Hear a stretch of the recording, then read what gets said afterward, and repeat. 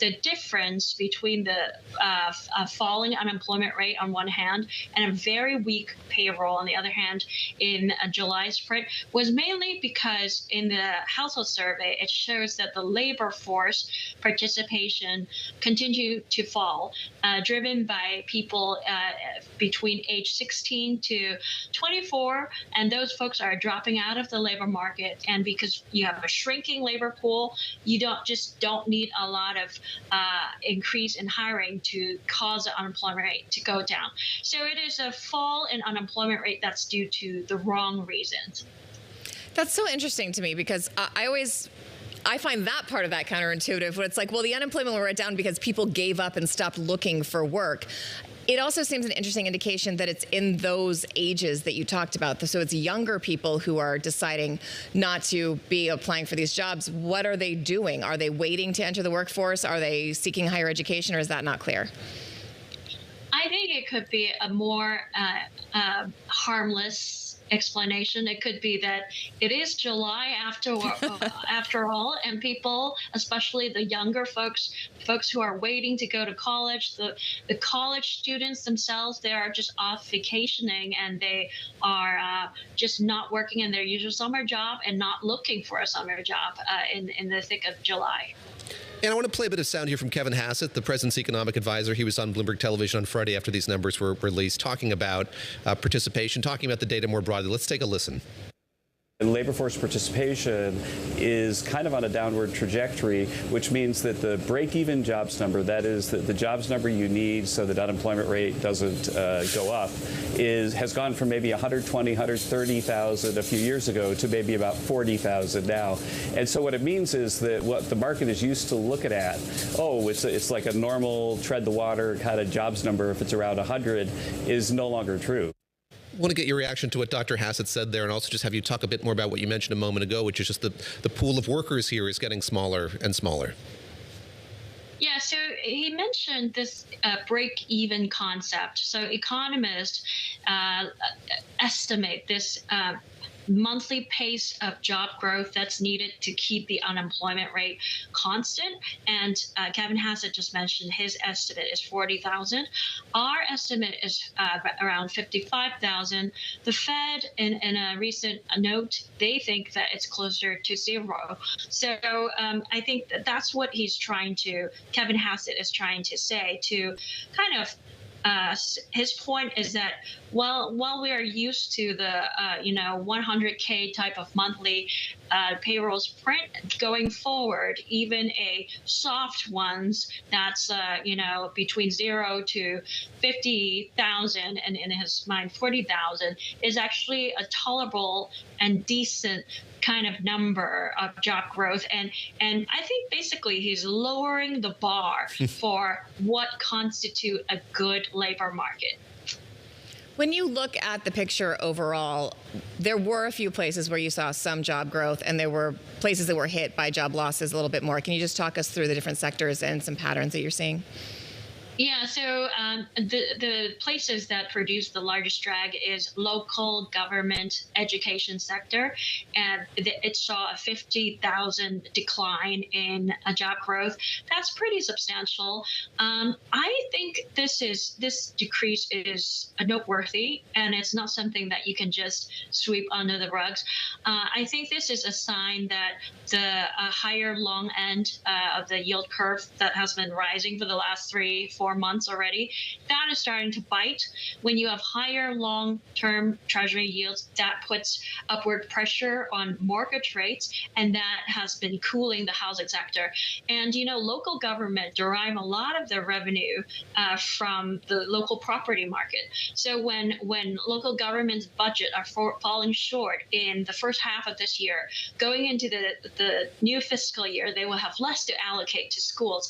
So that's what I'm seeing meeting, and also going forward to the fall, right before the September FOMC meeting, we have another jobs report. I continue to expect the local government sector, education sector to be weak because for this reason, I just don't think it's a one-off thing. Another place that's really weak is leisure and hospitality, and that is due to the reversal of the World Cup hiring. But even here, I think it's pretty alarming. So originally, it was supposed to be not alarming because in spring we saw that there was a huge increase in hiring for leisure and hospitality.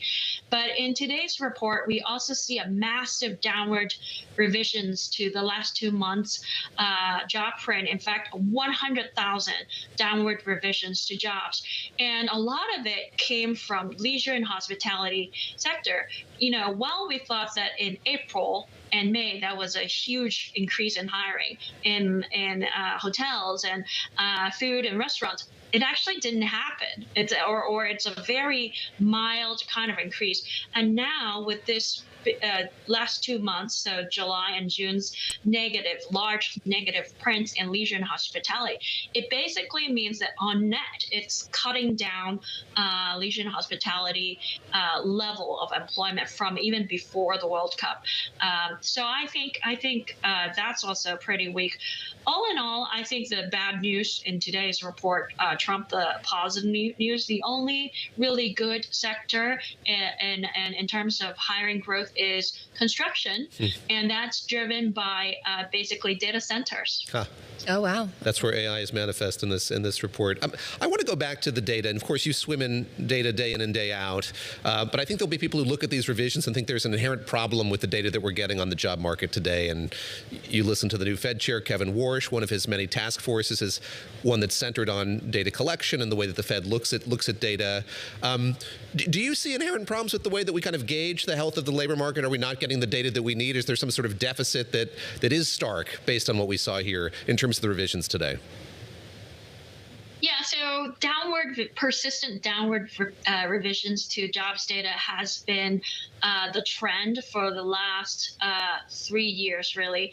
And whenever the direction of revisions is primarily toward one direction, in this case downward, it suggests that there's something more structural going on that the first cut of the data is not able to show.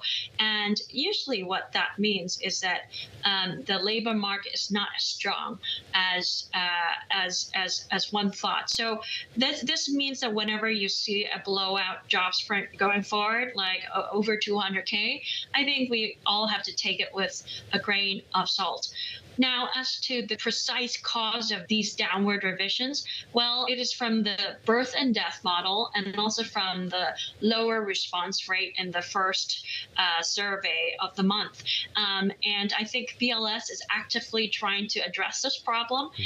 Earlier this year, the BLS announced a methodological change in the birth and death model that is supposedly will be better able to capture these real-time increase in hiring and decrease in hiring from jobs going out of business or new businesses forming.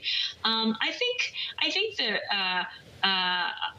the BLS and other federal agencies are actively trying to work on this problem, and it's not because any federal agency's statistician is fudging the numbers.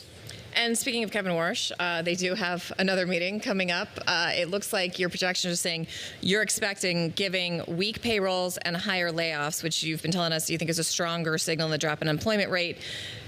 We're also expecting a soft CPI to come out. You think that means Fed rates are going to hold in September? Yes. So many analysts after today's weak job report says all attention will be focused on next week's CPI. So my team has spent the last year painstakingly working on collecting millions of prices every month. We call this project the Bloomberg Price Project. And our assessment from looking at July's prices is that it will be a modest print next week. Year over year, core CPI is likely to come down to 2.4%. And that is a the lowest year-over-year reading in more than 5 years. That is a very significant, because one of the very popular talking points amongst the FOMC hawks lately is that inflation has been above target for more than 5 years, and therefore the Fed needs to, start hiking regardless of, the data. Well, if CPI is coming down to a new low in more than 5 years, it means that that talking point likely is expiring, taking away one big reason for why so many FOMC members want to hike rates. Maybe I could close by asking you, as we kind of linger here on the Fed and Kevin Warsh, sort of how he might be processing the data that we got from the Labor Department on Friday of this week. During the last FOMC at the press conference, he talked about the strength of the labor market. So much more attention was paid to the inflation side of the Fed's dual mandate. Does this at all complicate his thinking, the thinking of other policymakers going forward here? Obviously, it seems like, absent him talking as much as his predecessor did, we're listening a lot more to Fed governors, other members of that committee. Sort of, what are you listening for? How does this change the way that the Fed is approaching the U.S. economy? Well, I think that today's payrolls report vindicated Warsh's position not to hike rates in the last meeting, but it didn't vindicate his communications style. The way he explained the decision last week was 1 month of data doesn't matter. Right. So by that logic, then today's weak payrolls data factor very little in his thinking. But it factors a lot to the market's thinking. Kevin Warsh also said that let's let the market determine the signal, and let's reduce Fed communications to get a cleaner read of market reaction to data. Well, the market today tells Kevin Warsh that, well, maybe you don't need to hike rates as much in September. Judging from the futures pricing of the chance of a rate hike in September.